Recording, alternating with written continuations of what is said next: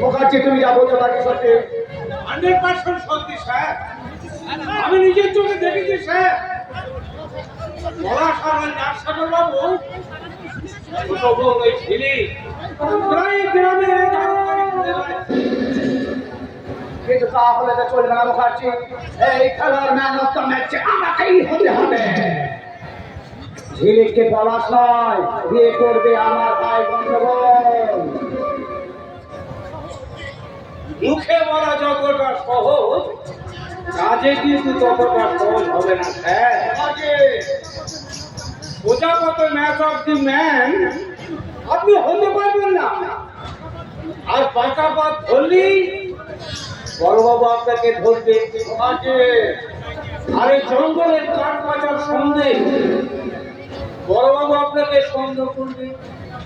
আরে করতে না করতে না, ভারতবর্ষের পুলিশ শুধু সন্দেহই করে, শনাক্ত করতে পারে না।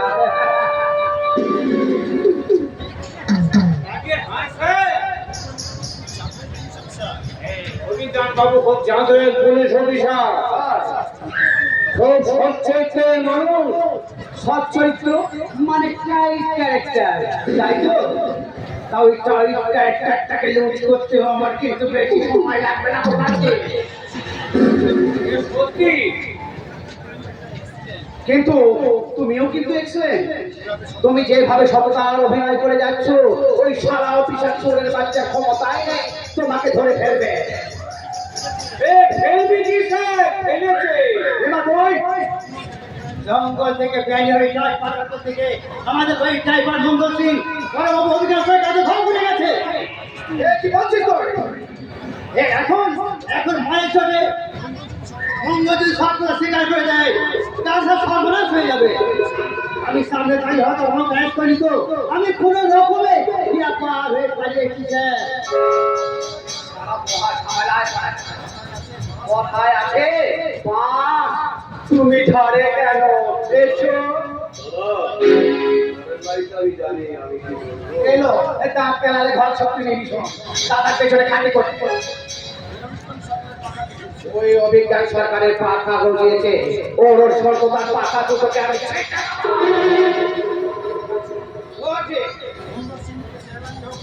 মঙ্গল সিংহকে যে বাড়ি ভাবছিল আপনি বার করার ব্যবস্থা করো। তাতে তোমার কি লাভ হবে? লাভ হবে আমার। তাহলে ওকে শালা অ্যারেস্ট করে দুটো মারতে সাল আমার নাম ঘরে করে দেবে। আর তখনই ওই শালা অফিসার আমাকে বেআইনি কাজ করে গায়ে লেগে আমাকে ধরে দেবে। করুন না, আমি তো সেটাই চাই দাদা। আমি এমএলএ হয়ে তোমাকে কাজ করতে ধরো, আমার চেয়ে থাকবো।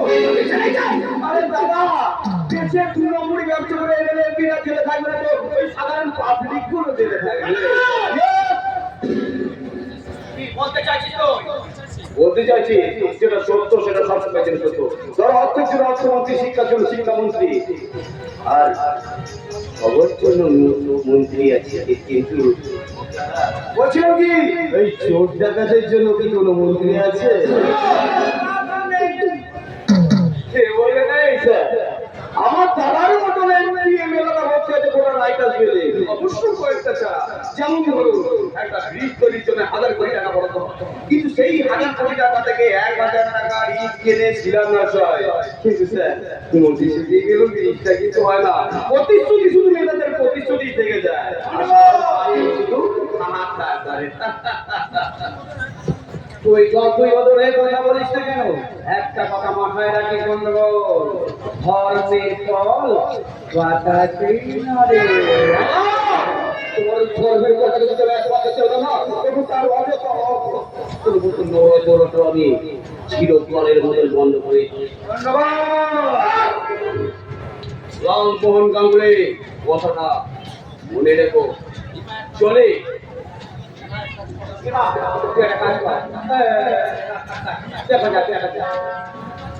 আমি মুখার্জির সঙ্গে যদি কখনো কথা বলি। আচ্ছা স্যার, তোমাকে আমার খুব প্রয়োজন। হ্যাঁ না, এতে 50,000 টাকা আছে। ঘরে মুখার্জি করতে গেলে যেমন টোপের প্রয়োজন হয়, তেমনি তোমার ওই খানার বড় বাবু বিজ্ঞান সরকারের জন্য আমি একটা টোপের ব্যবস্থা করেছি। শুধু শুধু শুধু তোমার এখানে সাহায্য দরকার। সাহায্য? এসো শোনো,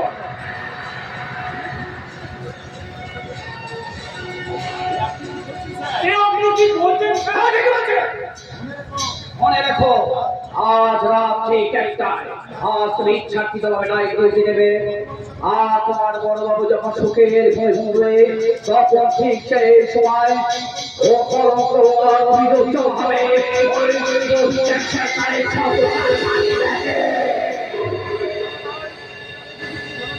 পরে যদি কিছু ঝামেলা হয়, ওটা নিয়ে তুমি নিশ্চিন্তে থাকো, ওটাকে আমি পেটে চাপা দিয়ে দেবো।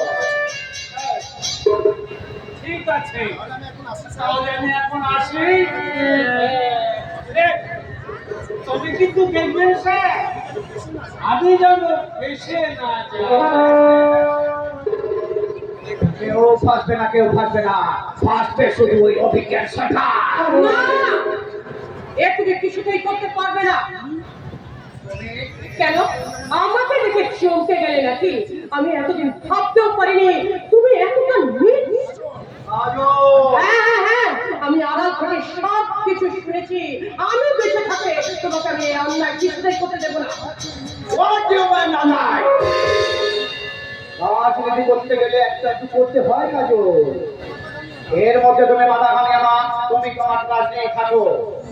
আর একটা কথা কাজও, আড়াল থেকে আমার কথা শুনে তুমি কি অন্যায় করেছো। একটা কথা মনে রেখো, কিছু দিন যাবে অন্যায় আর না করা হয়। ন্যায় অন্যায় যার কাছে আছে সে কোনোদিন অন্যায় করতে পারে না। ভুলে যাওয়া এত সহজ নয়। শুনে রাখো, রক্ষক যেদিনকে ভক্ষক হয় না, সেদিনকে তক্ষক কিন্তু ভয় পেয়ে যায়। তোমার এই ভয়ঙ্কর রূপ দেখে আমি কিন্তু একটুকু ভয় পাইনি। তোমাকে স্বামী হিসেবে আমার বলতে ঘৃণা হচ্ছে। তোমাকে আমি ভীষণ ভালোবাসি কাজল, তাই তো তোমাকে আমি চর্চা মারতে পারলাম না। আমার বংশ সম্পর্কে তুমি কতটুকু জানো কাজল? আমার বাবা ছিল স্কুল শিক্ষক। আমার কাকা যে ঘুরিয়ে ঘুরিয়ে হাঁটতো, তোমার কি মনে হয় সে কোন নারী পাচারকারী বা কোন স্মাগলার? পুলিশের গুলিতে তার পাটা খোলা হয়ে গেছে? না কাজল না, ছাত্র আন্দোলনের প্রথম সারিতে ছিল আমার কাকা, কখনো ইংরেজদের গুলিতে তার পাটা পঙ্গু হয়ে যায়। আমার বাবা কাকার আদর্শেই আমি বিয়ে পাস করেছি। কিন্তু কিন্তু জানো কাজল, মা মারা যাওয়ার পর বাবা কাকা সেরকম কোনো উপার্য ছিল না। দুবেলা দুমুঠো আমরা খেতে পাইনি। তাই তো গাড়ির টোকা একদিন কাকাকে কেড়ে নিল। কাকা মারা যাবার ঠিক 1 বছরের মধ্যেই বাবাও মারা গেল। তুমি তুমি বিশ্বাস করবে তো, বাবা দেহ সংস্কার করার মতো একটা টাকাও ছিল না আমার কাছে। বাবার শিক্ষায় শিক্ষিত হয়ে সমাজে নতুন যারা বসেছিল তাদের কাছে আমি ছুটে গেলাম। আমি বললাম, আপনাদের মাস্টার মশাই, আমার বাবা মারা গেছে, আমাকে পয়সা নেই, কটা পয়সা দেবেন, বাবার দেহটাকে দাহ করবো। তারা আমায় কি বলেছিল জানো কাজল? বুঝলো নেই, ঘুরে এসো, ঘুরে এসো। এবার বলো কাজল, আমার বাবার দেহটা পচে গলে শেষ হয়ে যাবে, তখন আমি তাদের কাছে খুঁজে পাই থাকবে বাবার দেহটাকে সাবধান করতে। এই শিক্ষিত লাল রহন গাঙ্গুলি হল জানলো এবারে বাইকের দিকে হয়েছে মেলে আর সব কিছু ছিনিয়ে নিয়ে গেছে। আমার মাথা গরম করে না কাজল, আমাদের সম্পর্কটা কোনো পবিত্র নয় যে তুমি এক নিমিষে বলে দিলে তুমি যদি এইভাবে অন্যায় করে থাকো, তবে যে পৃথিবীতে আসছে তার সঙ্গে তুমি মত খুশি করে কি করে বাঁচবে? মানেটা তুমি খুব ভালোভাবেই জানো। আমি আমি মা হতে চলেছি আর তুমি বাবা হতে চলেছ। খুশি খবর আগে দাও জানো। তুমি বলার সুযোগ কোথায় দিয়েছো? তবে একটা কথা কাজল, আমি জানি তুমি দুবার মা হতে গিয়ে বাচ্চাগুলোকে নষ্ট করেছো, কিন্তু এবারও আমি এই বাচ্চাটাকে নষ্ট করে দেব। তুমি আমার সব লোকটা করো, মেরে ফেলো, তোমার মতো খুনির বাচ্চাকে আমি দেখাতে না।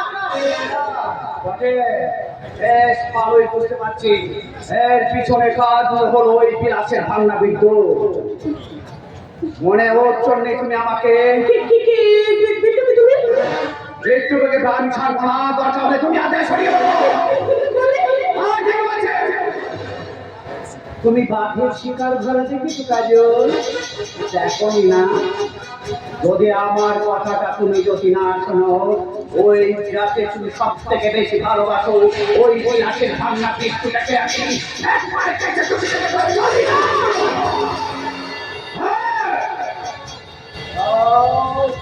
তুমি তোমার ঘরে যাও, আর একটা কথা জেনে যাও, আজ থেকে আমার অনুমতি ছাড়া তুমি ঘর থেকে বাইরে বেরোবে না।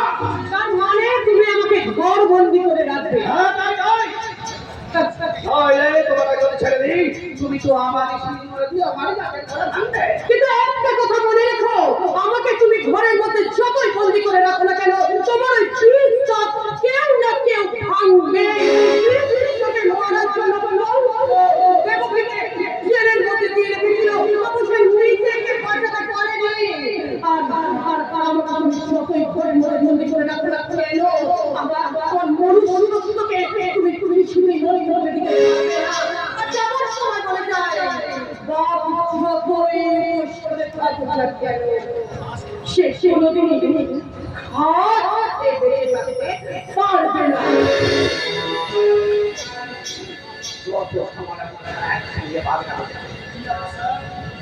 এখন আমি কি করি? আরে খুব এখানে আছেন বটে। হ্যাঁ বিলাস, এসো, এসো। তোমার সঙ্গে আমার একটু দরকারি কথা আছে বিলাস। তো গাড়ি কোথা?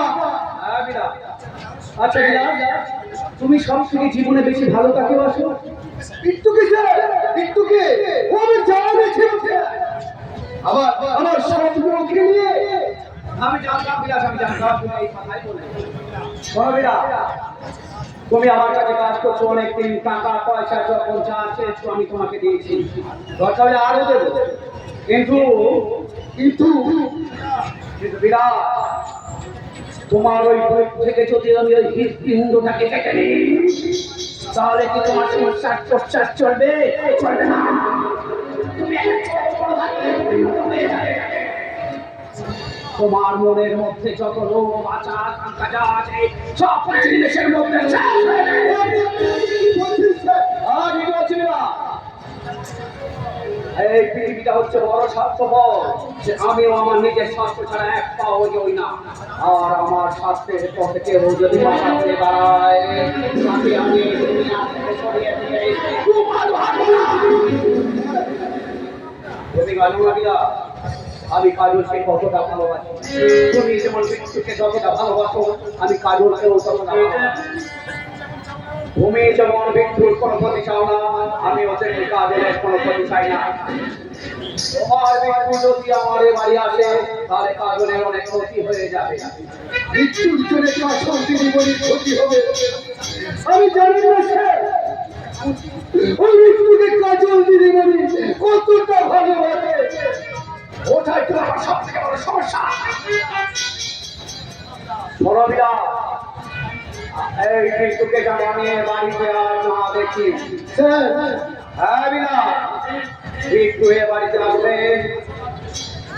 আর ওই তখনই কাজল আমাকে থেকে বঞ্চিত করবে। ও যেন এ বাড়িতে আর না আসে। আর আমার বাড়িতে যদি ও আসে, তাহলে কিন্তু আমি বিট্টুকে ছাড়বো না। না স্যার না, আপনি কোনো কথা চিন্তা করবেন না। আমি আমার বড় মায়ের দিব্যি খেয়ে বলছি, বিট্টু আর এ বাড়িতে আসবে না। এর জন্য আপনাকে চিন্তা করতে হবে না। বিট্টুর জন্য কাজল দিদিমণির ক্ষতি হোক আমি চাই না। ও ভালো, তুমি কোনোদিন আমার কাছে কথা খেলা করলে বিলাস, তাই তোমার এই কথাটার উপর আমি ভরসা করে চলছি। জানি না ওর উপর বড় মৃত্যুর ভাগ্যে কি লিখে রেখেছে। যদি আমার কথা অবাধ্য হয়ে মৃত্যু হয়ে বাড়িতে আসে তাহলে মনে রেখো ওই মৃত্যুতে